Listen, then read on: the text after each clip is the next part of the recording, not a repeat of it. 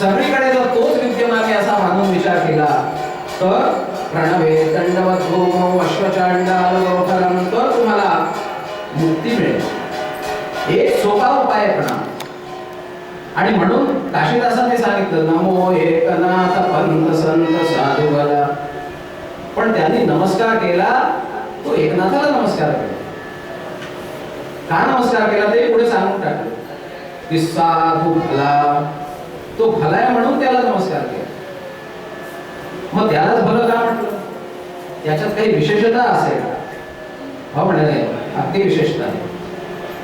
भला भला रे भला भला, शिवदेवी केसरीने वर्णन केलंय। भला भला रे भला भला, प्रपंच साधूने परमार्थाचा लाभ जेणे केला तो नर। भला भला रे भला भला, भला भला रे भला भला। तो भला या करताय की प्रपंच साधूने परमार्थाचा लाभ जेणे केला तो नर भला। प्रपंचही साधला आणि परमार्थही साधला। एकनाथ महाराज जसे पंत होते तसे संत होते, जसे प्रवृत्तीत होते तसेच निवृत्तीत होते, जसे विभक्तीत होते तसेच भक्तीतही होते। म्हणून ते भले। आपल्यातही बरेच लोक प्रयास करतात, प्रयत्न करतात, अंगाला भस्म लावलं आणि वैराग्य म्हणून जंगलात निघून गेले। आणि असं जो निघून गेला त्यालाही समाजाचे लोक राहू देत नाही। काय म्हणाले? भस्म लावून आणि जंगलात गेला। घरी मुलं बायको सगळे आहेत, धाय मोकळून रडतायत आणि हा तिकडे काय करतोय? समजा त्याने परमार्थ करण्याचा विचार केला तर त्याला राहू दे। आणि जर प्रपंच करण्याचं ठरवलं तर तिकडूनही काय मला प्रपंचात पडलेलं आहे। सगळीकडे पुन्हा पुन्हा तेच तेच करतो। एक बायको गेली दुसरी करतो, एक मुलगा झाला तरी दुसरा आवाज। तो म्हणतो की माझं नावच आहे कारभार कर मग आणि पुन्हा कर, मी तेच करणार आहे बरं। तेव्हा प्रपंचही करू देत नाही आणि परमार्थही करू देत नाही। मग प्रपंचही करावा आणि परमार्थही केला तर तो भला। प्रपंच साधने परमार्थाचा लाभ जेणे केला तो नर भला।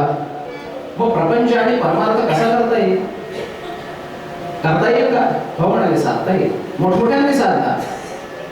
पण त्याच्यात एक गोम आहे की साधायचा आहे तो परमार्थ, प्रपंच फक्त साधन मात्र आहे। प्रपंचाच्या माध्यमाने परमार्थ साधायचा।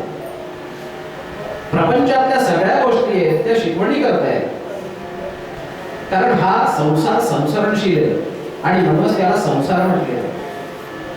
तेव्हा प्रपंचात ज्या ज्या गोष्टी आहेत, समजा पुत्र नसला तर काय करतो? एखादा मांजर पुत्र पाळतो, पुत्राच्या जागी पुत्र, आणि मग ते यत्र पुत्र आपण येणार होणार। माझ्या ओळखीचे एक आहेत होते, त्यांच्या पत्नी त्यांनी पुत्र पाळलं। माझ्या सासूरवाडचे तर रागवू नकोस। आणि इतकं त्या पुत्रावरती प्रेम की रात्री बेडवर तिच्याबरोबर तो पुत्र झोपायचा। तेव्हा असा प्रपंच करूनही काही अर्थ नाही। म्हणून प्रपंच कसा करायचा? आपल्या हातात काहीच नाही आहे, आपण प्रयास करतो। आणि ज्या ज्या गोष्टी या इथे आहेत त्या सगळ्या आपल्याकरता निर्मित झालेल्या आहेत। मातीपासून केशरापर्यंत, झोपडीपासून प्रासादापर्यंत, मुंगीपासून हत्तीपर्यंत त्या सगळ्या गोष्टी इथे आहेत। त्या कशा करतायत? अहो केशरी गंध काय गाढवाला लावायचं? गाय पवित्र आहे म्हणून काय तिला बिस्तरवर झोपायचं? असं नाही। त्या गोष्टी सगळ्या आपल्याच उपभोगाकरता बनलेल्या आहेत, पण त्याचा उपभोग घेऊन त्या चक्रात फसायचं नाही। प्रपंच करायचा आहे पण प्रपंचाच्या मोहात, प्रपंचाच्या मायेत फसायचं नाही। आमच्या आजोबांनी एक सुंदर वर्णन केलं। सकळा सकळा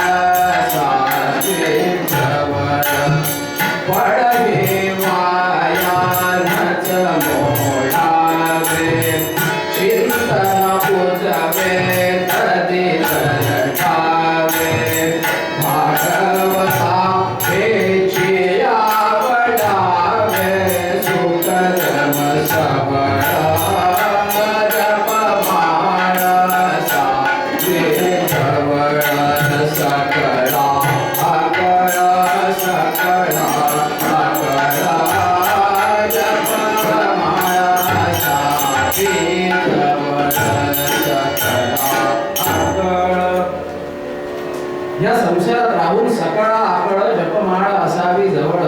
परमार्थ साधायचा आहे कसा? अनुसंधान तंतु न तुटावा. जप करायचा, स्मरण करायचं, कसं करायचं? अनुसंधान तंतु न तुटावा. अनुसंधान रूपी तंतू पाहिजे. दोरा कसा पाहिजे? अनुसंधान. आणि मनमणी हा कधीही न फुटावा. मनरूपी मणी पाहिजे. आणि मग प्रेमे परमानंद लुटावा भावे आढळ. आणि दुसरं कडवं महत्वाचं आहे. स्थिरता शुचिता नच मोडावी. संसारात राहा, संसार करा, प्रपंच करा, पण स्थिरता शुचिता नच मोडावी. शांती परम अंतरी जोडावी. आणि सांसारिक ममता तोडावी. संसार सोडावा असं सांगितलं नाही.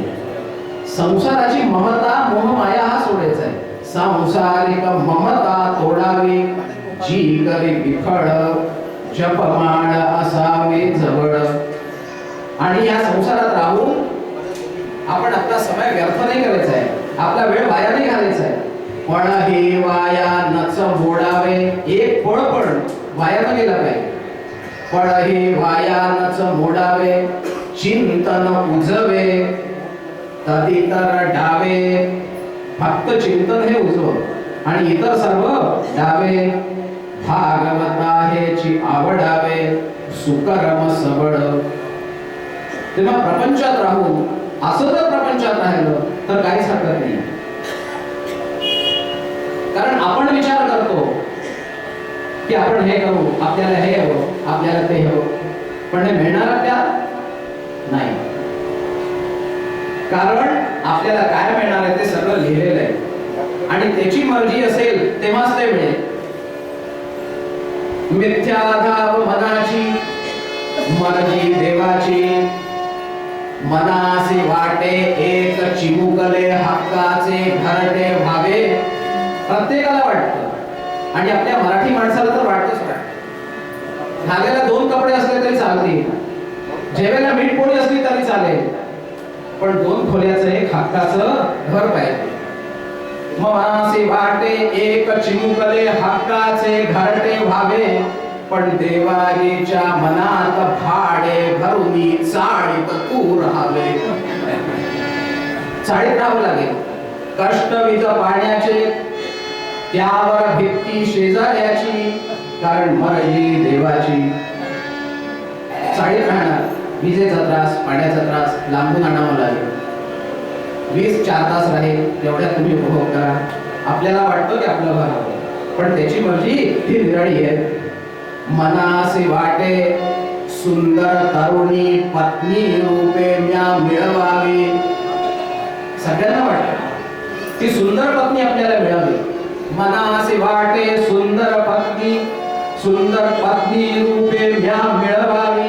पण देवारीच्या मनात काळी कर्कश गज सम भार्या द्यावी. काय करणार? आणि समजा दोघे बरोबर निघाले तव युगला बघता हो चिंता. की तू सुत ती मातेची, अशी जोडी. कारण मर्जी देवाची. आपल्याला वाटतं एक मुलगा असावा, मनासे वाटे ध्रुव अभिमन्यू समसुत खेळो मज अंगणी. आणि सामान्य मुलगा नको बरं, ध्रुव अभिमन्यू समसुत खेळो मज अंगणी. पण देवाजीच्या मनात वाटे हो तू कन्यादानी शिरोमणी.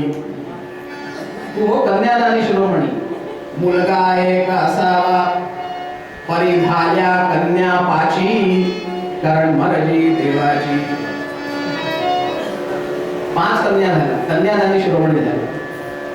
मनासी वाटे स्वाद चुरुचुरीत नित नव पदार्थ योजुनी खावे. प्रत्येकाला वाटतो चुरचुरीत काहीतरी आपल्याला मिळावं, सुरुचीपूर्ण मिळावं. आमच्या काशीगावात वैदिक ब्राह्मण होते. थंडीत म्हणायचे, अगं विमल थोडं तव्यावर चुरचुरीत बेसन कर. आम्ही चिडवायचो. तेव्हा मनासी वाटे स्वाद चुरुचुरीत नित नव पदार्थ योजुनी खावे. पण देवाजीच्या मनात उकडले खाऊन प्रकृती जपावे. का? तुम्हाला न्यून रक्तदाब न्यूनाधिक झाला, भरसाखर व्याधी, मर्जी देवाची. कारण डायबिटीज आहे, खाता येत नाही, साखर खाता येत नाही, उकडून खावं लागेल, अशी स्थिती. मनासे वाटे विधवत सभेत करू भाषण सह नित नव चर्चा. आपल्याला वाटतं, प्रत्येकाला वाटतं सभेत उभं राहावं, मी पण काहीतरी करावं. नक्कीच करावं, देवदरबारात जरूर करावं.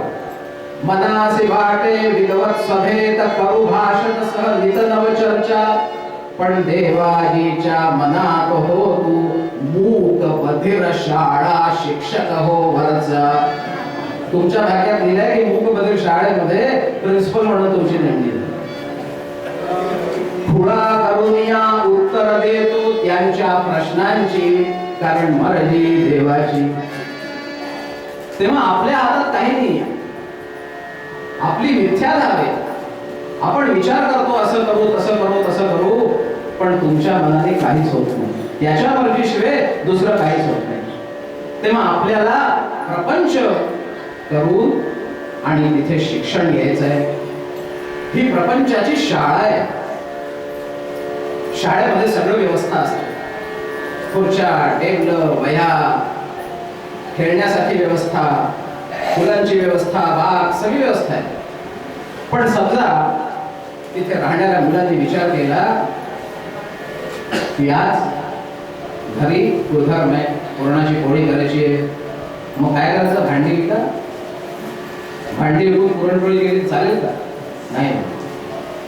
किंवा थंडीचे दिवस आहेत, ऊन पाणी हवंय आंघोळीला आणि सरपण नाहीये, मग काय करायचं? शाळेचे बॅट्स आणि हाक्या काढा आणि लावा चुलीत. बागेत फुलं लागलेली आहेत, तिथे रोज सांगता फुलं तोडू नका. समजा तिथली फुलं रोज तोडून आणि माळ करून बायकोच्या केसात द्या, तिथं नाही म्हणत, तेवढ्या करता नाहीये. तेव्हा शाळेतली जी सगळी सामग्री आहे ती तुमच्या शिक्षणाकरता आहे. तसंच इथे सुद्धा संसारात ज्या ज्या गोष्टी आपल्याला आहेत त्याच्याकडून आपल्याला शिक्षण घ्यायचं. उदाहरण बघा, आपण रस्त्यातून चालतो, भगन प्रपदम मार्गे पाषाणम शिक्षयते चिकंतारम. तो शिकवतो आपल्याला काय की तुम्ही खाली पाहून नीट चला. आपण काय करतो? गर्वात आपलं डोकं वर असतं, ताट मानेने चालतो. गर्व करू नका. अहंकार हा चांगला नाही. समर्थ सांगतात, अहंकार या मानसीचा वेना तया ज्ञान हे अन्न पोटी देना. जिणे मक्षिका भक्षिणी जाडवेची तया भोजनाची रुची प्राप्त करायची. भोजनाची तुम्हाला रुची प्राप्त करायची आहे. आणि समजा भोजनाबरोबर एखादी माशी गेली तर ते सगळं अन्न ती बाहेर काढेल. तेव्हा जिणे मक्षिका भक्षिणी जाडवेची. अहंकाराची माशी ही गिळायची नाहीये. कारण अहंकार ज्या मानसीचा विरेना तया ज्ञान हे अन्न कोटी जिरेना. ज्ञानरूपी जे अन्न तुम्हाला मिळणार आहे त्याच्यात आता अहंकारच असला तर ज्ञान होणार नाही. तेव्हा पाषाणाकडून ही शिक्षा घ्यायची. शेणाचा गोळा असतो त्याला काय किंमत असते, पण जेव्हा तो अग्निनारायणाच्या संसर्गात येतो तेव्हा सगळे त्याला नमस्कार करतात, त्याचं महत्व वाढतं. तसंच आपल्याला प्रत्येक गोष्टी करून शिक्षण घ्यायचं. आपल्या संसारात जे आपण रोज ज्यांच्या बरोबर वावरतो त्यांच्याकडून सुद्धा शिक्षण घ्यायचे आहे.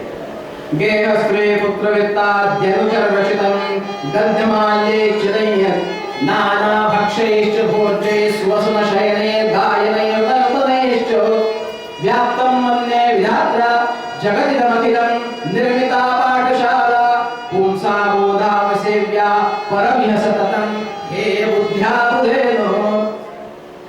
गेह स्त्री पुत्रवित्ता द्यनुचर रचितम गंधमाल्यं चिरय्य. आपल्या घरामध्ये आधी काय काय पत्नी असते. पत्नी जने संयम, पत्नीकडून संयमाची शिक्षा घ्यायची. स्त्री आणि पुरुष यांच्यात हाच फरक आहे. स्त्रीमध्ये जेवढा संयम असतो तेवढ्या पुरुषामध्ये संयम नसतो. कुठल्याही गोष्टीत पहा तुम्ही, जगाच्या प्रत्येक गोष्टीत स्त्री ही संयमशील असते. तसा प्रत्येक पुरुषाचा अनुभव हा वेगवेगळा असतो, त्याच्याबद्दल मी बोलत नाही. किंवा दुर्भाग्याने दुर्दैवाने एखाद्या स्त्रीला वैधव्य आहे तर ती खडतर आपल्या शरीराला झिजवून सगळं संयम करून आणि परमार्थात लागलेली असते. तेव्हा तिच्याकडून हे शिक्षण घ्यायचं. तसं एक हिंदी कवीने वर्णन केलंय, त्याच्यामध्ये तिने सांगितलंय, ही गंमत म्हणून सांगतोय की बाईच्या 4 सवयी असतात आणि सगळ्यांना असतात. कोणत्या 4 सवयी? झगडणं, पहिला म्हणजे झगडणं, दुसरा सोना, तिसरा रोना आणि चौथा मायके जाणं. पण संयमाचं शिक्षण जर घ्यायचं आहे तर पत्नीकडून घ्यायचं आणि पुत्राकडून घ्यायचं आहे की आपल्याला आता ह्या संसारातून निघायचं. लाले 5 वर्षांनी 10 वर्षांनी ताडे प्राप्ते तु 16 वर्षे पुत्रं मित्रवदाचले. जेव्हा 16 वर्षाचा मुलगा होतो तेव्हा आपल्याला हा बोध घ्यायचा आहे की आता हा मोठा झालाय. ह्याचं लग्न झाल्यानंतर आपल्याला वानप्रस्थाला जायचं. तेव्हा पत्नीकडून संयमाची शिक्षा आणि मुलाकडून वैराग्याची शिक्षा घ्यायची. तेव्हा जगातल्या ह्या जेवढ्या गोष्टी आहेत त्या सगळ्या आपल्याला शाळेप्रमाणे शिक्षण घ्यायचं आणि असा जो असेल असा तो प्रपंच साधे त्याचा परमार्थ साधला जाईल आणि तो मग नरफला होईल. प्रपंच साधुनी परमार्थाचा लाभ जेणे केला तो नरफला. आणि अशा भल्याला जर तुम्ही नमस्कार केला तर त्याचं पुण्य काही विचारूच नका. आपण मनुचे वंशज म्हणतो. आपल्याला मनुने सांगितलंय, अभिवादनशीलस्य नित्यं वृद्धोपसेविना शतवारिशं प्रवर्धन्ते आयुर्विद्याय शोभनम्. अभिवादनाने 4 प्रकारचे लाभ होतात आपल्याला. पहिलं म्हणजे नित्यं वृद्धोपसेविना शतवारिशं प्रवर्धन्ते पहिली म्हणजे आयुष्य वाढतं. आयुष्याचं अत्यंत महत्व आहे आपल्या जीवनामध्ये. मुलगा झाला, ज्योतिषालाकडे गेले, का म्हणाले पहा कसा काय, म्हणाले बा विद्येमध्ये बृहस्पती, पैशामध्ये कुबेर. म्हणाले ते सगळं ठीक आहे पण आयुष्य, हा म्हणाले ते जरा गडबड. अष्टम स्थानात चंद्रमा आयुक्षयः. हे 2.25 दिवस जर निघून गेले तर मग पुढे काही काळजी नाही. आपण 2.25 दिवस निघतात कशाला. तेव्हा आयुष्याचं आपल्या जीवनात अत्यंत महत्व.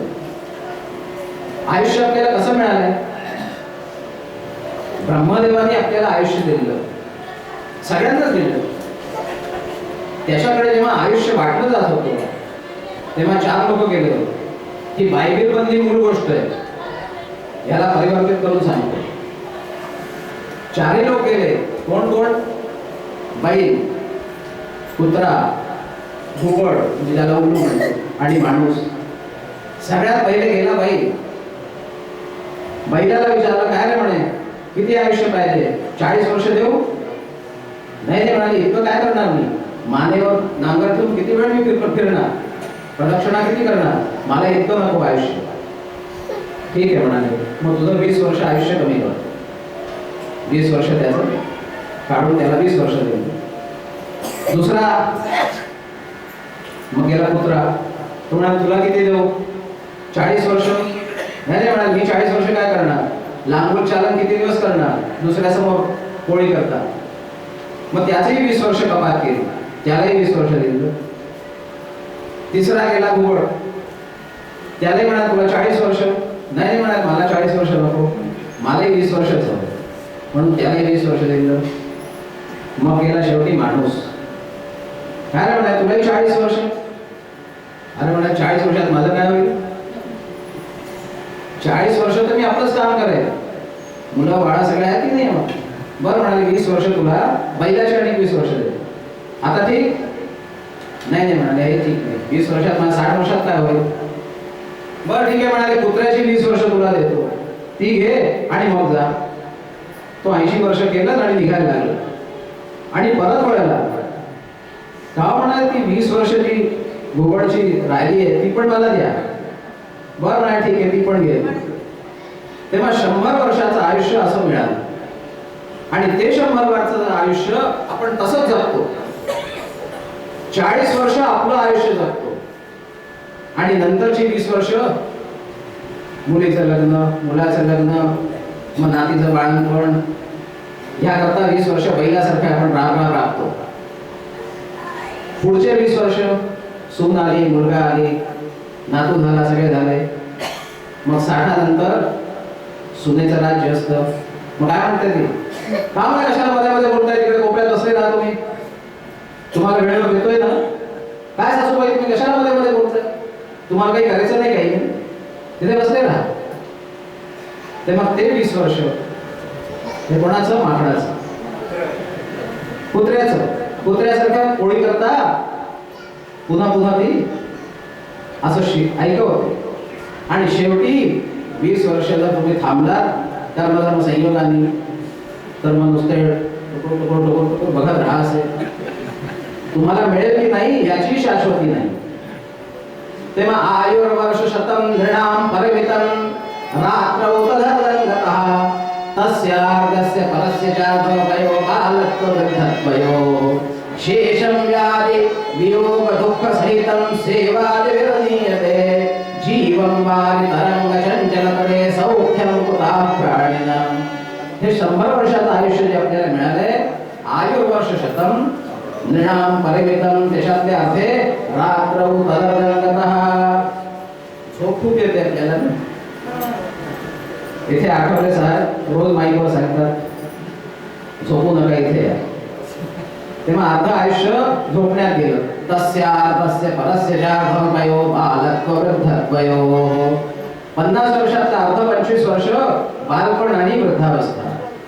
उरले तुमच्याजवळ फक्त 25 वर्ष, आणि त्या 25 वर्षात शेषम व्याधि वियोग दुःख सहितं सेवादि विरनीयते. 25 वर्षात हे सगळं व्याधी, वियोग, दुःख, सेवा. मग हे जीवन काय? जीवं वारि तरंग चंचलतरे सौख्यं कुतः प्राणिनां. तेव्हा इथे सौख्य तुम्हाला मिळणार नाही 100 वर्ष आयुष्य असलं तरी सुद्धा. मग 100 वर्षाचं आयुष्य हे आपलं कशात असतं? दिवसात असतं, वर्षात असतं, घंट्यात असतं? नाही म्हणा. हे आयुष्य आपलं श्वासात असतं. श्वास आपले मोजलेले असतात, श्वास गणित असतात. म्हणून म्हणतात शेवटला श्वास घेतला. आयुष्य हे श्वासात असतं. मग ते 100 वर्षाचं आयुष्य जे श्वासात गणना केलेली आहे ते आपण वाढवू शकतो. आपल्याजवळ असे उपाय आहेत. कसं वाढवता येईल? आपण नित्यकर्म सगळी करतो, सगळीच आवश्यक आहे संसारामध्ये, पण त्याच्यावर जर नियंत्रण केलं आपण तर ते आपलं आयुष्य वाढवू शकतो. कसं वाढवू शकतो? स्थितस्य द्वादश श्वासो चलदष्टादशस्य च चतुर्विंशति सुप्ते च त्रिंशत् काम्यरतस्य च. आपले श्वास जे चालतात ते प्रत्येक वेळेला एकासारखे चालत नाही. आता तुम्ही बसले आहात किंवा मी उभे आहे, स्थितस्य द्वादश श्वासः. जर स्थितीमध्ये आहात तुम्ही तर त्यावेळेस तेवढ्याच वेळा तुमचे 12 श्वास चालतील. आणि जर तुम्ही चालत राहिलात, धावत राहिलात तर चलतः अष्टादशस्य च. त्या स्थितीत जर तुम्ही चालत आणि धावत राहिलात तर 18 श्वास चालतील. 1 मिनिटात जर इथे 12 श्वास चालत असले तर तेव्हा 1 मिनिटात 18 श्वास चालतात. चलतः अष्टादशस्य च आणि चतुर्विंशति सुप्ते च. झोप काढाल तर तेवढ्याच वेळा 24 श्वास चालतील.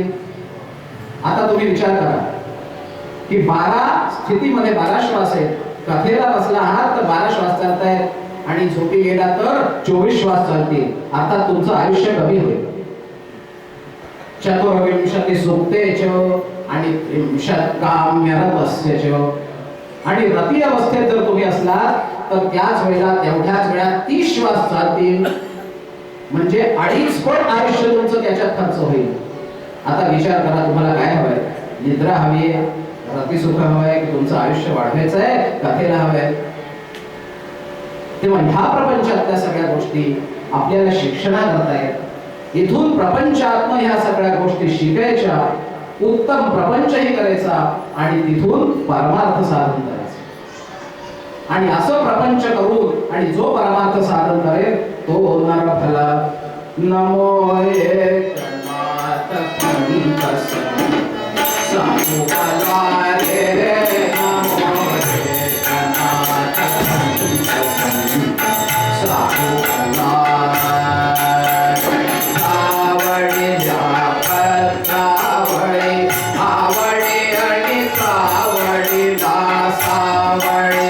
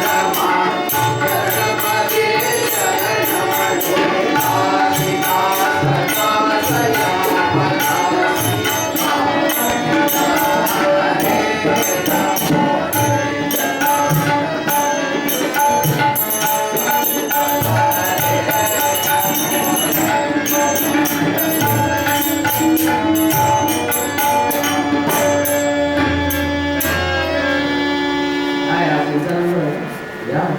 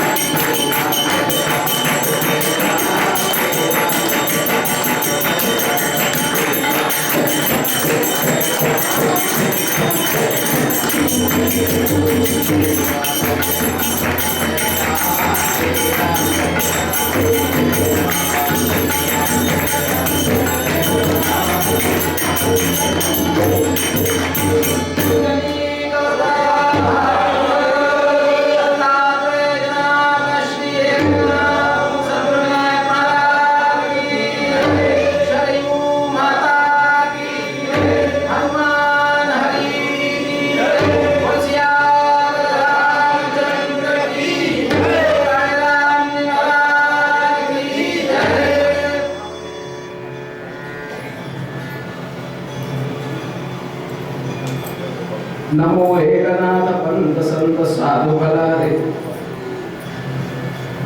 एकनाथाला नमस्कार करायला सांगितलं कारण ते साधू भला रे.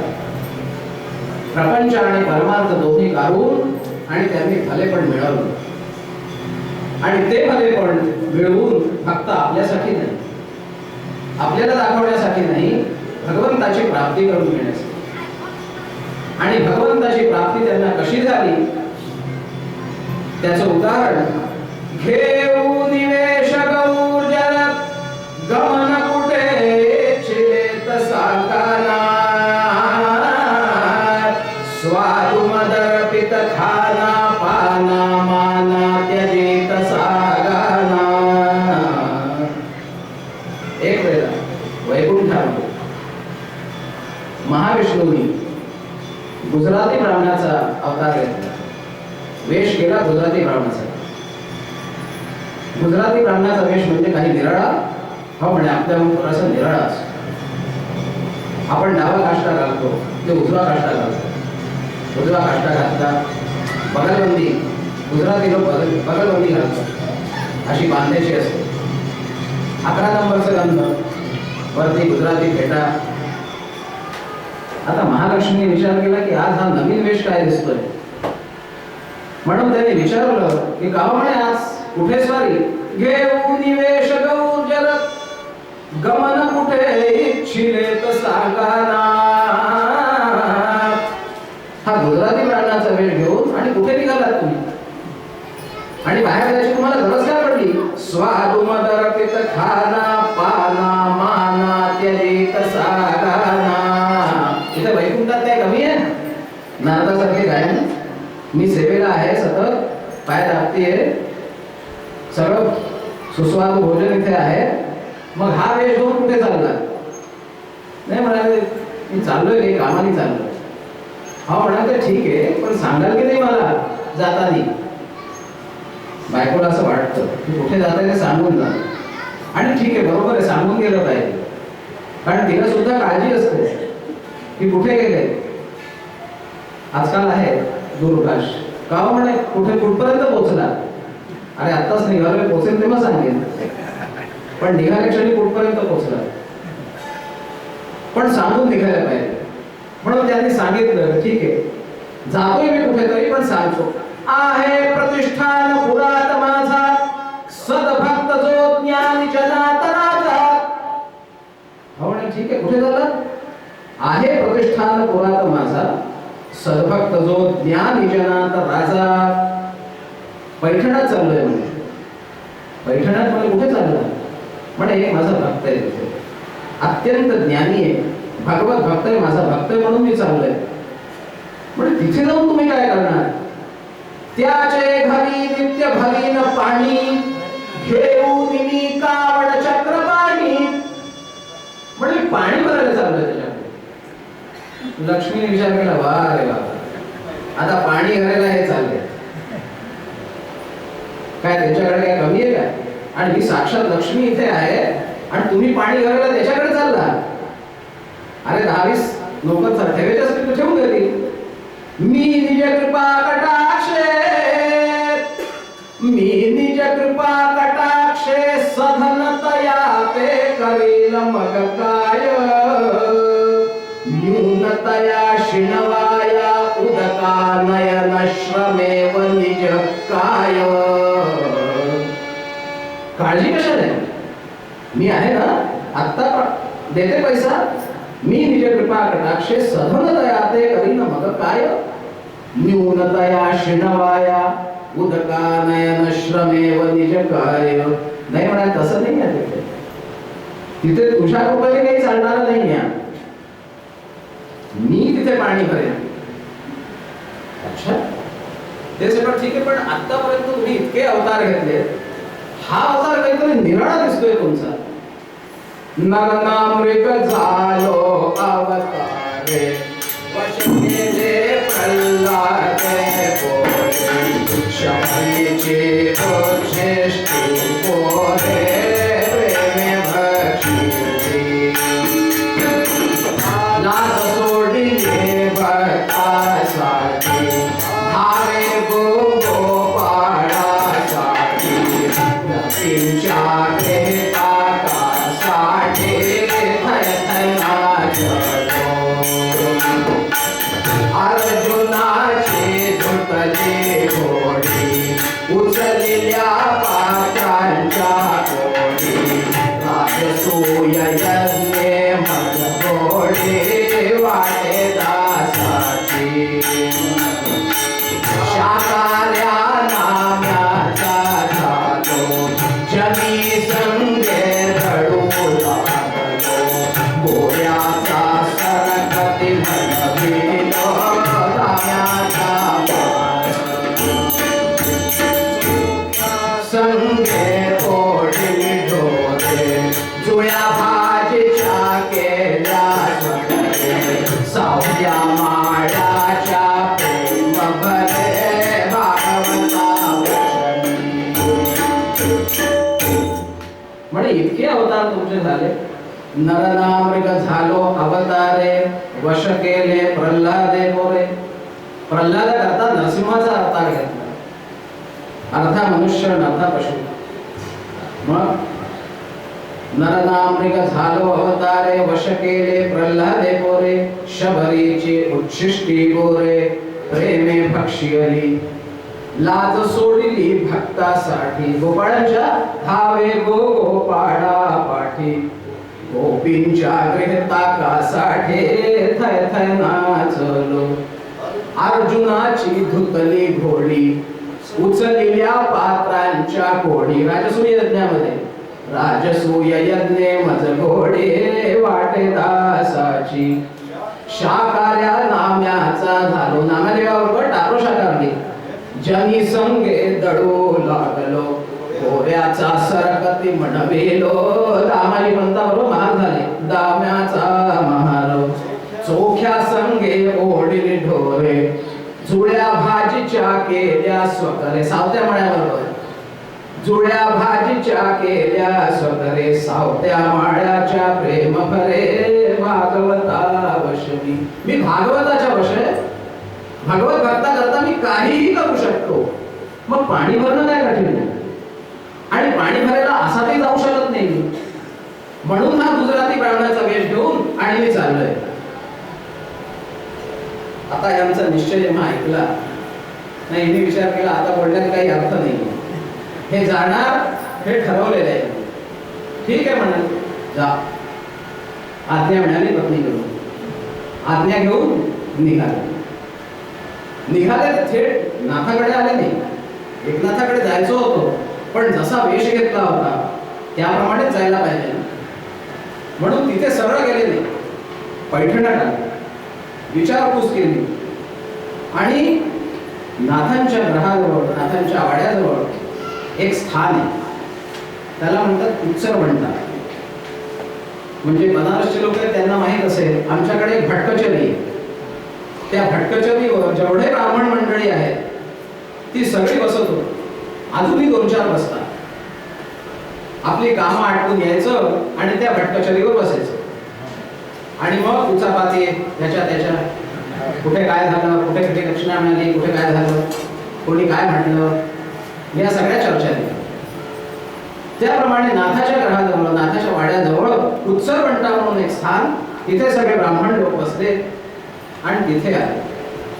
आणि आल्यानंतर त्यांना प्रश्न विचारायचा की नाथ कुठे राहतात. मारा बाप कहो क्या रे छे भागवत एक नाथ मारा, हो मारा बाप कहो क्या रे छे भागवत एक नाथ मारा. इच्छा छे त्या जावा घी म्हणे खाशे मारू म्हणू का,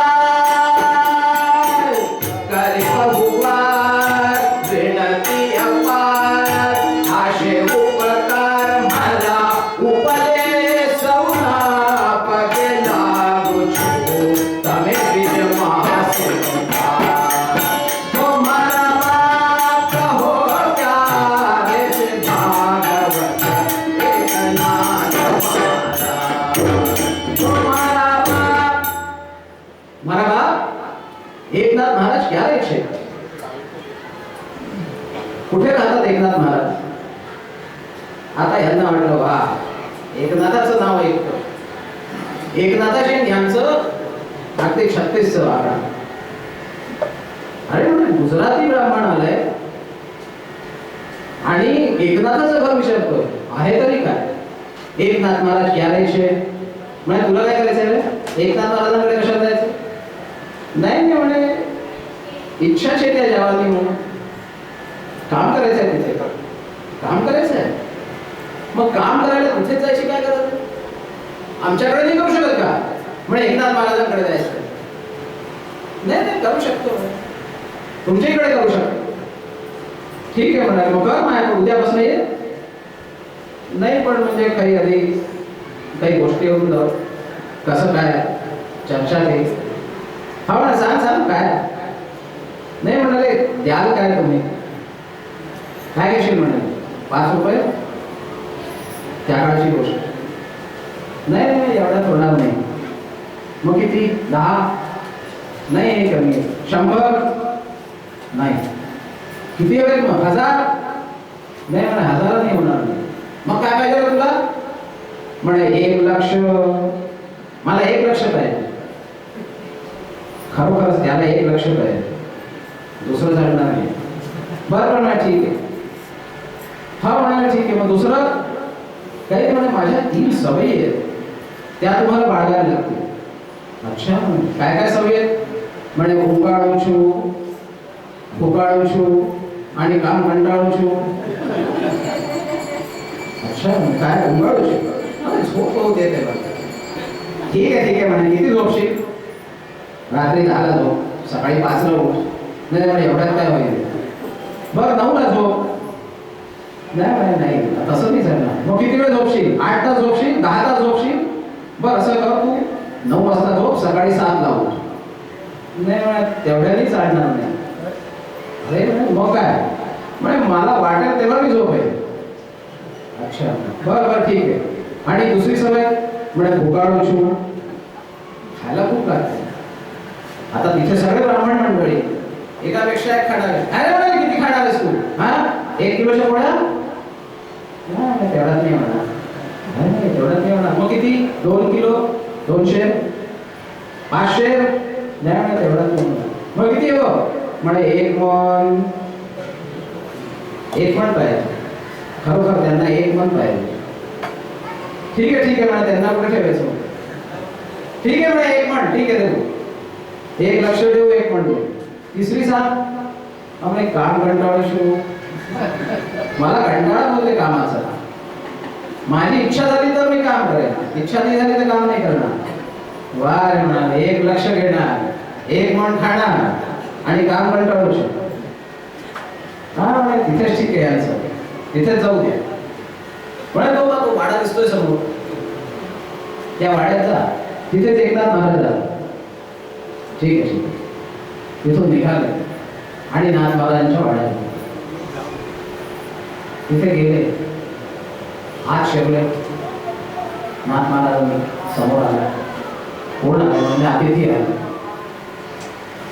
कुठून आला? कसे आला? कशाला आला? सगळे प्रश्न.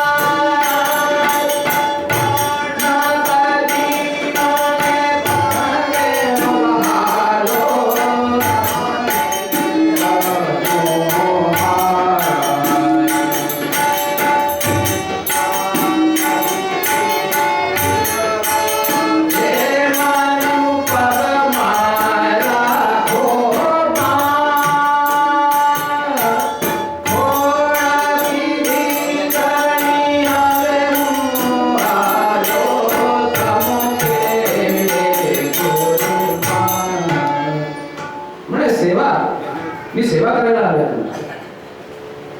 सेवा इथे काय सेवा करायची, इथे काहीच काम नाही. नाही म्हणे तुम्ही जे सांगाल ते करेल मी. असं म्हणे तू काय आधी ठरवून आलास की मी सेवा करणार? हो म्हणे मी ठरवून आलो. मग तुझं नाव काय? नाम किती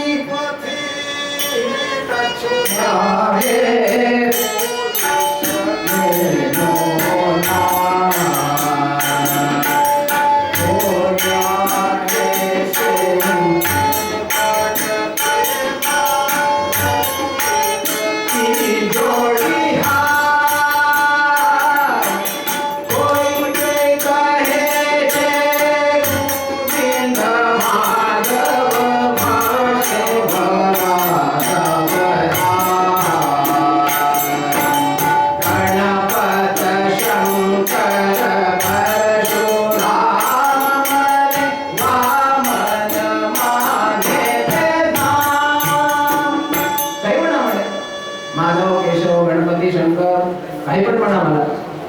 अरे ते सगळं ठीक आहे रे, पण तुझं काही नाव वगैरे असेल की नाही? वडिलांनी काही नाव ठेवलं असेल.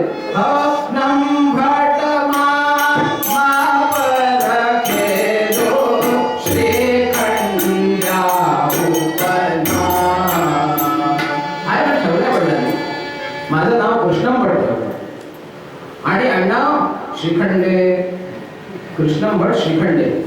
बरं, मग नुसता एकटाच आहेस की काही बायको म्हणलो?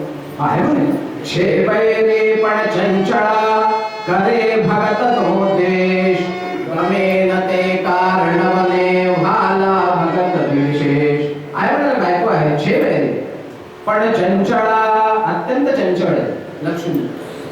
आणि करे भगतनो द्वेष, भक्तांचा द्वेष करते. गमेन ते कारण बने व्हाला भगत विशेष, म्हणून मी इथे आलोय. अच्छा म्हणे मग मुलं बाळ वगैरे आहेत ना? म्हणे बेऊन ठारा करा माटेले जासा, एका कन्यारत साधूने छेदले बीजोनात. म्हणे दोन दोन मुलं आहेत मला, पण एका कन्यारत ब्रह्मदेव आणि छेदले बीजोनात दुसरा कामदेव. दोन मुलं आहेत माझी, पण ती म्हणे चालचाल चालली नाही, म्हणून मी इथे आलोय तुमच्याकडे. आता सगळे विचारपूस केली आणि म्हणायची तू इथे राहणार, सेवा करणार? हा म्हणाय सेवा करणार. आता दुसऱ्या दिवशी प्रश्न, सगळी सेवा त्यांना आधी समजवलं. देवघर इथे कसं राहायचं, काय करायचं, पाणी करायचं म्हणून कावड दिली, गोदेहून पाणी आणायचं, सगळा सडा संभाळलं, सगळं काम कृष्णमठ श्रीखंड यांनी करायचं. आता ते सेवा करायला चालले होते. मग काय, आणि स्वतः महाविष्णू सेवेला, मग काय सेवेचा आनंद. अशी सेवा करता करता करता होता होता होता एक दिवस होता पितृतिथीचा दिवस, सुतला श्राद्ध पाकाचा सुवास, मार्गी चालता काही महाराज भक्षावया भावना उद्भवली. नाथांच्या वडिलांचं श्राद्धाची तिथी होती, पितृतिथीचा दिवस होता. सगळी तयारी होती श्राद्ध पाकाची. सगळा पाक तयार झालेला, ब्राह्मणांना सांगितलेलं आणि सगळी तयारी होता होता भात टाकले. आणि तिकडून महार मंडळी काहीतरी आपलं काम आटोपून दुपारचं आणि सगळे घरी जायला निघाले. आणि तिकडून त्या वाड्यावर येता येता तो श्राद्धाचा भात, त्याचा सुवास आणि यांच्या नाकात गेला. काय म्हणाले, काय यांचं भाग्य, ब्राह्मणांचं काय भाग्य, किती सुग्रास अन्न यांना खायला मिळतं आणि आपल्याला उष्ण पाक सगळं शिळं. ही यांची वार्ता चाललेली असता नाथ महाराजांच्या कानावर ही वार्ता पोहोचली. नाथांनी विचार केला की म्हणजे या अन्नामध्ये यांचं मन गेलंय. आता ब्राह्मणांना हे खाऊ घालणं आणि श्राद्धाला हे प्रयुक्त करणं उपयुक्त नाही. म्हणून त्यांनी उद्धवाला सांगितलं ती महामंडळी सगळी चांगली आहे, त्यांना थांबव. उद्धव आले, सगळ्या महाराजांना थांबवलं. थांबा रे म्हणे. थांबले सगळे. काय झालं म्हणे, हे नाही आले नाथ महाराज म्हणे तुमची इच्छा झाली आहे हे अन्न खाण्याची, म्हणून हे सगळं अन्न तुम्ही घेऊन जा. आता ते घाबरले एकदम. जोहार माय बाप जोहार, अतिथी नाही नामी महार. जोहार माय बाप जोहार. जोहार माय बाप जोहार, आमची चूक झाली, क्षमा करा आम्हाला. नाही रे म्हणजे काही चूक झाली नाही तुमची. तुम्ही हे सगळं अन्न घ्या, बांधून घेऊन जा सगळं आणि घरी जाऊन खा. सगळं अन्न काढून त्या महाराजांना घेऊन टाकलं. आता नाथ महाराजांनी पुन्हा विचार केला श्राद्धाचा दिवस, ब्राह्मणांना सगळ्यांना बोलवलेलं आहे, पुन्हा सगळं धुतलं, सगळं स्वच्छ केली भांडी आणि परत सगळा स्वयंपाक झाला. आणि स्वयंपाक कसा तयार होतो. आणि मग उद्धवाला सांगितलं की उद्धवा जा ब्राह्मणांना बोलवून घ्या. इथे ही सगळी घटना झालेली ही सगळ्या त्या ब्राह्मण मंडळींना कळली. आणि त्या ब्राह्मण मंडळी सगळे एकत्र झाले. अरे म्हणजे नाथ महाराजांकडे श्राद्ध होतो आणि ब्राह्मणांच्या जागी महाभोजन झालं, आमचा अपमान झाला, तेव्हा आपण कोणी श्राद्धाला जायचं नाही असं सगळ्यांनी ठरवलं. आता एकत्र सगळी मंडळी, त्यांना पण भीती होती की एखादा दक्षिणेच्या लोकात चालला न जाऊ, म्हणून सगळे एकत्र झाले आणि त्या उत्सव मंडळावर येऊन बसले. म्हणजे आज कोणीही जायचं नाही. जेवढी ब्राह्मण मंडळी होती 1 2 3 4 सगळे मोजून आणि सगळे तिथे बसले. आता कृष्णमठ श्रीखंडाने झोपेची वेळ झाली, अजून काही दिसत नाही इथे तयार. आले नाथमाला भूक लागली, झोपाळू छू हा म्हणाले ते सगळं ठीक आहे, पण ब्राह्मण येत नाही. आज श्राद्धाचा दिवस आहे, वडिलांचं श्राद्ध झाल्याशिवाय पुढे काहीच होता येणार नाही. तो म्हणाले त्रास काय नाही म्हणाले, ते उद्धव गेले होते बोलवेला, ब्राह्मण यायला तयार नाही. ब्राह्मण यायला तयार नाही आहे, मग तुम्ही कशाला काळजी करताय, मी आहे ना इथे. सर्वेनो पाप जमावेश शेषिता महाराज. सर्वेनो पाप जमावेश शेषिता महाराज. शरणमा विप्रो ने आढूचू श्राद्ध करो तमे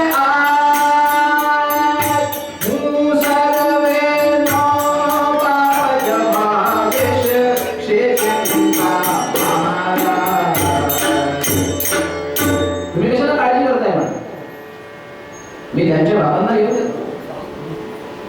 अरे म्हणाले असं बोलू नये ब्राह्मणांच्या करता. नाही म्हणा तुम्ही काळजी करू नका, बसाई मी आता ब्राह्मणांना घेऊन येतो.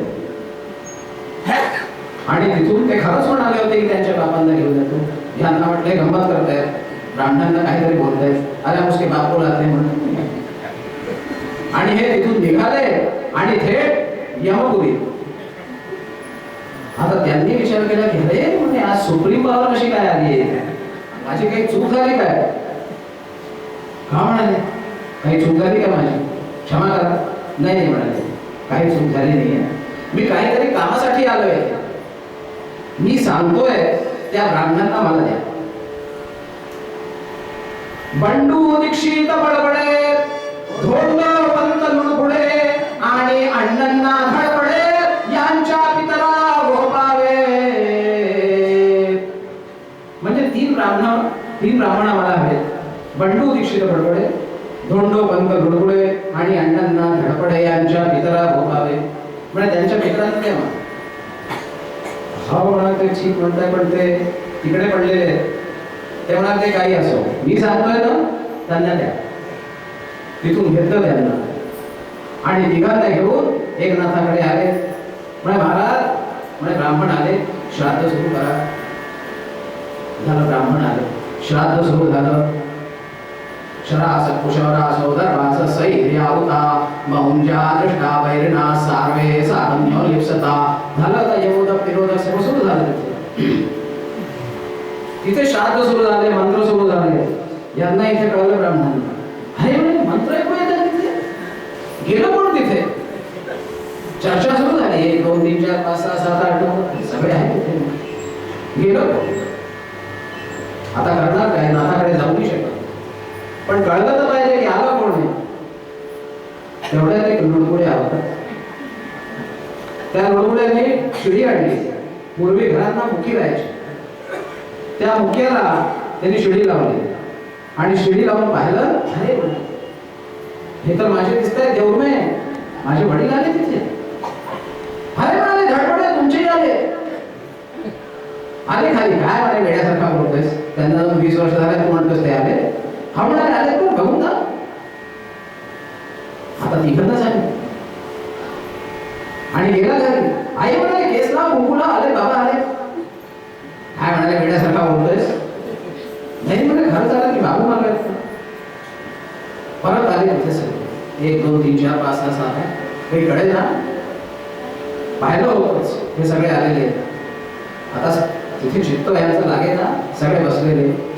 तिकडे सगळं आटोपणे त्या ब्राह्मणांना घेऊन आणि हे परत निघाले कृष्णमठ श्रीखंडे.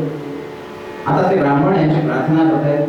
आम्हा यदा यदुपते निरयेन टाकी, हे प्रार्थितो मनसे तुझला पटकी. लोहा परेस झरिये उनिया मिळाला, लोहत्व जाऊन सुवर्णची फळाला. म्हणजे आम्हाला आता तिकडे टाकू नका, आम्ही इतक्या दिवस तिकडे पडलो होतो. त्यामुळे तुम्ही काळजी करू नका. मी जिथे सेवा करतोय त्यांच्या पितृस्थानी तुम्ही बसला, मग आता तुम्हाला तिकडे जायची गरज काय. त्यांना तिघांना मुक्त करून दिलं आणि परत आले. तिथे जेवण वगैरे घेतलं, प्रसाद घेतला आणि रोजप्रमाणे सेवा सुरू. त्याच वेळेला द्वारकेमध्ये एक ब्राह्मण होते मदनराय शर्मा. आणि हे मदनराय शर्मा 12 वर्षापासून कृष्ण दर्शनासाठी तपस्या करत होते. 12 वर्ष झाली तपस्या करता करता रुक्मिणीने विचार केला की हा तपस्या इथे द्वारकेत करतोय आणि ते तिकडे, म्हणून ह्याला आता जास्त कष्ट देणं उचित नाही. म्हणून स्वप्नात आली रुक्मिणी आणि रुक्मिणीने स्वप्नात सांगितलं की ब्राह्मणा, अरे तू इथे तपस्या करतोयस पण ते इथे नाहीये, ते पैठणाला एकनाथाकडे आहे. कृष्णमठ श्रीखंडे म्हणून तिथे सेवा करतायत. तिथून हे ब्राह्मण निघाले आणि थेट पैठणात येऊन एकनाथाच्या वाड्यात आले. दुपारची वेळ, जेवणाची वेळ होती. अतिथी आलाय. नाथरायांना आनंद झाला. या या म्हणे, या ब्राह्मण आलाय, अतिथी आलाय, या जेवायला या बरोबर. नाही म्हणे आता जेवण जेवण घे, मी देवाच्या दर्शनासाठी आलो. हो म्हणायचं, दर्शन घ्या आणि मग जेवायला या. कुठे देवळात चालायचं? नाही नाही म्हणे, देवळात मला नाही जायचं, मला कृष्णाचं दर्शन करायचं. हो म्हणाले, कृष्णाचं दर्शन करतो देवळात सर, नाही तर सगळीकडे दे. नाही म्हणे, त्यांच्याशी मला भेटायचं नाही. तुमच्याकडे कृष्णमठ श्रीखंडे म्हणून आहेत, त्यांना बोलवा. अरे म्हणे, कोण कृष्णमठ श्रीखंडे? तो पांडक्या.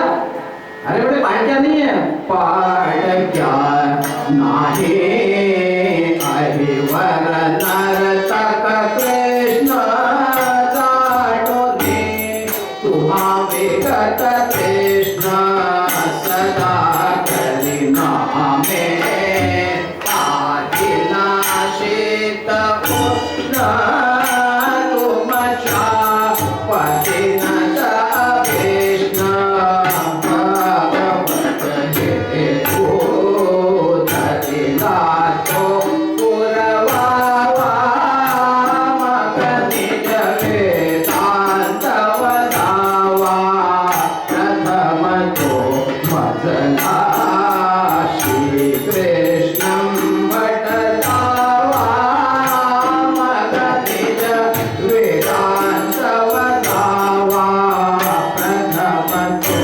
भजला. तो वेदांत तुमचा राहू द्या तुमच्यात. तो पाणक्या वगैरे नाहीये, तो हरिवर नर्तक कृष्ण, तो साक्षात भगवान कृष्ण आहे. आणि मला रुक्मिणीने स्वप्नात सांगितलेलं आहे की कृष्णमठ श्रीखंडे म्हणजे साक्षात कृष्ण आहे. आता एकनाथाला सगळे चमत्कार झालेले आठवलं. गेले तिकडे जिथे कावड ठेवली जात होती, तिथे नव्हते ते. देवळात जाऊन पाहिलं, कुठेही कृष्णमठ श्रीखंडे भेटले नाही. आता मात्र नाथाला विश्वास झाला की हे म्हणतायत ते अगदी बरोबर आहे. आले देवळासमोर आणि तिथे बसून आणि म्हणाला मी अन्नजल ग्रहण करणार नाही जोपर्यंत तुम्ही येणार, दर्शन देणार. देवाने विचार केला की बाबा मी सेवेला आलोय आणि मी ज्यांच्याकरता सेवेला आलोय त्यांनी अन्नजल सगळं सोडलेलं आहे माझ्याकरता आणि मी त्यांना दर्शनात जायचं नाही म्हणून आले सर्व. देवातसी सुमन श्याम देवातसी सुमन श्याम निरुपमला वंदना देवो हर हर पूजित भक्त विनिताला देवातसी सुमन श्याम विविधा लंकरण पूर्ण अगणन करिचोन भागवताला विचरण परन युगनता देवातसी सुमन श्याम साक्षात समचरण सरोजम सान्द्रनीलाम्बुदाभं जगन्नीलपाणिं मण्डनं मण्डनानां तरुणतुलसीमाला कन्दरं कञ्जनेत्रं सदैवलहासं विठ्ठलं चिन्तयामि. पुण्डलीकवरदा साक्षात भगवान पांडुरंग समोर आहे आणि नाथ महाराज पाहू गळा करुणी मोकळा ढळढळा रडे स्फुरित मला न कळता जळा भरियले तुवा बंधू आगा भुवन पावनानच तुला से शोभले तुझ्या पद नखी सदा विधिहरा जिंतो. काय म्हणत पांडुरंग काय केलंस माझ्याकडे सेवेला आलास तू? हा म्हणत सेवेला भक्त तुम्ही म्हणता मद मुक्ती नको पाद सेवनी प्रीती पाहाया मी आलो कैसे वाटे तुम्हासही रीती. मी पाहायला आलो की तुम्हाला सेवेमध्ये काय आनंद मिळतो आणि म्हणून मी सेवा करायला आलो. ठीक आहे म्हणाल पण आता तू सेवा करायची नाही माझ्याकडे.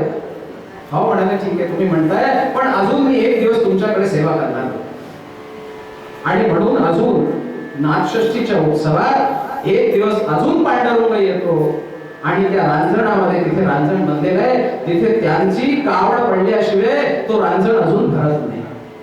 हे प्रात्यक्षिक अजूनही तिथे आहे. मदनराय शर्माने दर्शन केलं त्या ब्राह्मणाने आणि म्हणाले नाथा या रूपात मला दर्शन झालेलं आहे पण मला कृष्णपट श्रीखंड रूपात मला दर्शन झालं. नाथाने परत प्रार्थना केली आणि पांडुरंग बाहेर आले आणि नाथवाड्यामध्ये ज्यांनी बघितलं असेल तिथे सभा मंडप आहे. सभा मंडपात असे खांब होते. ज्या खांबाजवळ ते उभे राहत होते तिथेच त्या खांबाजवळ आले कृष्णपट श्रीखंड रूपामध्ये आणि दर्शन दिलं. तो खांब आम्ही बघून आलो. आता हे गेले होते दोघे गेले होते बहिणी गेली होती आणि बहिणी यांना विचारत होती की तुम्ही काय बघताय सगळीकडे पुन्हा पुन्हा रांजण आणि खांब. आम्ही त्या कुलातले 50 वर्षापासून हे पाहताय तुम्ही 47 वर्षापासून एकनाथ षष्ठीचा उत्सव आमच्याकडे अजूनही तसाच होतो आणि अजूनही ती सेवा तशीच चाललेली आहे. तिथे या रूपात दर्शन केलं आणि मग मुक्त झाले भगवान. नाथरायांनी ब्राह्मणाचा सत्कार केला आणि मग ते निजामपूरला त्यांची समाधी अजूनही आहे त्या ब्राह्मणाची आणि त्यांच्या 9व्या पिढीत मुरलीधर बुवा निजामपूरकर. तेव्हा हे सगळं प्रात्यक्षिक तुम्ही सुद्धा कधीही जाऊन तिथे पाहू शकता. नाथाचा वाडा अजून तसाच आहे. जिथे सेवा केली आहे ब्राह्मणांनी कृष्णपट श्रीखंडांनी तो रांजण तो खांब ते स्वयंपाकघर अजूनही तसंच आहे आणि तुम्ही त्याचं दर्शन घेऊ शकता. असे नाथ महाराज. मग त्यांना काशीदास महाराजांनी नमस्कार केला तर काय थोडं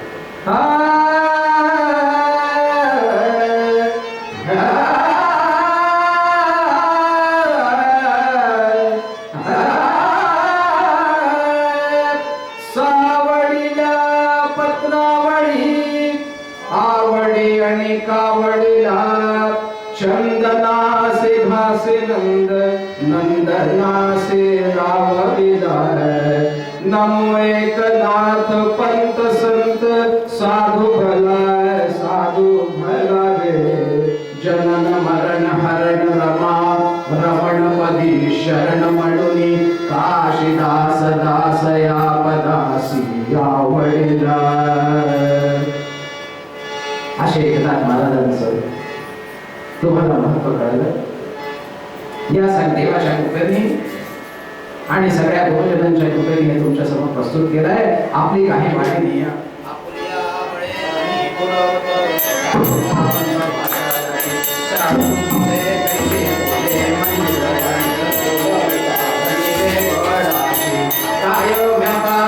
बोलावे मने मन कोण जाणे